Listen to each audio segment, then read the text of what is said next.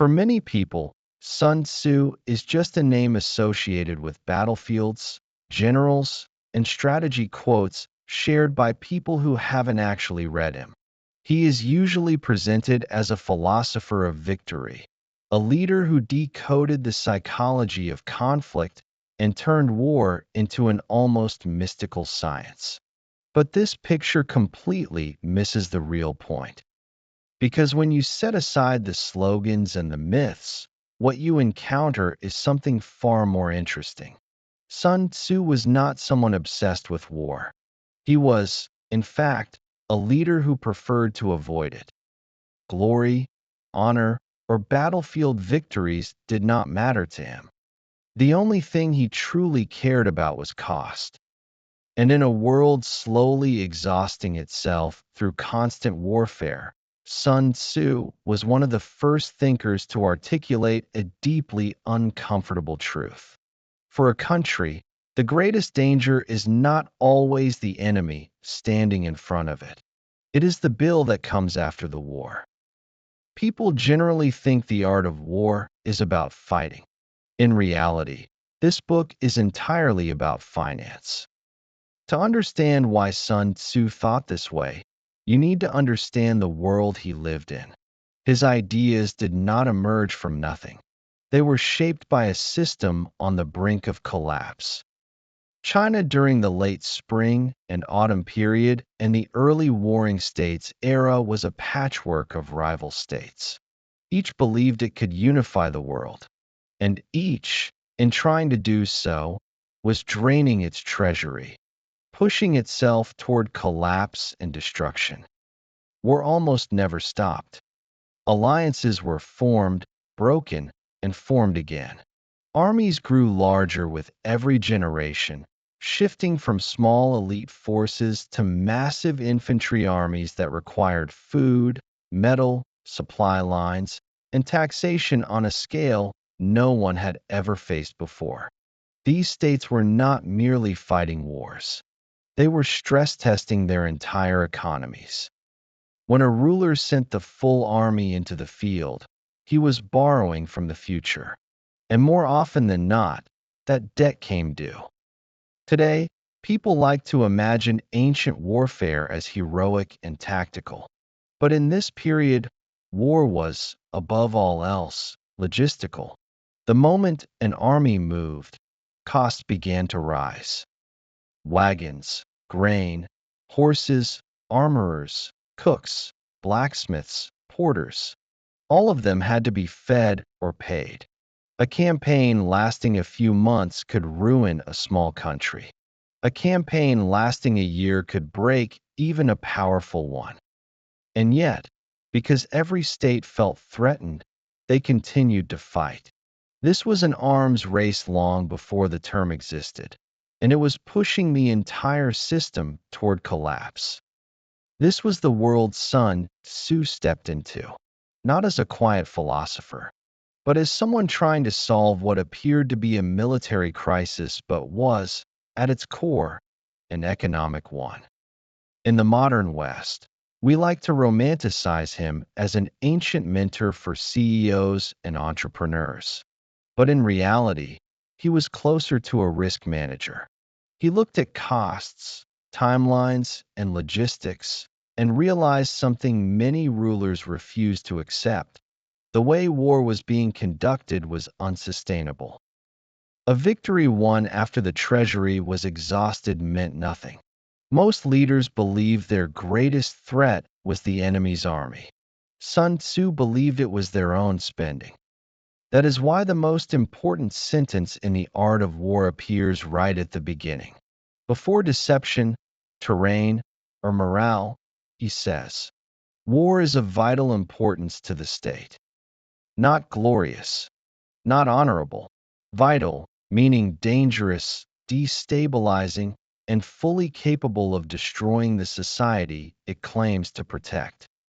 The rest of the book explains how war can be kept limited, controlled, and as cheap as possible. Even his most famous ideas are economic principles in disguise. The supreme art of war is to subdue the enemy without fighting, is not poetry. Speed, intelligence, efficiency, psychological pressure. He emphasizes these because they are cheaper than brute force. Sun Tzu was not trying to create legendary generals. He was trying to prevent states from bankrupting themselves in pursuit of victory. That is why large portions of the art of war barely mention actual battles. Instead, they focus on supply lines, food, distance, and waste. He explains that transporting supplies can empty the treasury faster than paying soldiers, that keeping armies in the field destroys agricultural production, that careless commanders can win meaningless engagements while quietly destroying their own states. To Sun Tzu, logistics was not something that supported strategy. Logistics was strategy itself. The same logic appears in his view of intelligence. A single good spy, he explains, can prevent an entire army from marching in the wrong direction. Information, in his eyes, was the cheapest and most powerful weapon available. Bad information was not only dangerous, it was expensive. Even his obsession with speed was rooted in money. Speed always reduces cost. Every additional day spent marching, waiting, and feeding troops increases financial risk. A delayed victory is money burned. A victory achieved through maneuver rather than attrition preserves resources. At the center of the book is one core idea: opportunity cost. Every decision eliminates a cheaper alternative. Sun Tzu was not opposed to war itself. He was opposed to waste. And to him, the greatest waste was fighting wars that did not need to be fought. That is why he praised diplomacy, intimidation, deception, and alliances.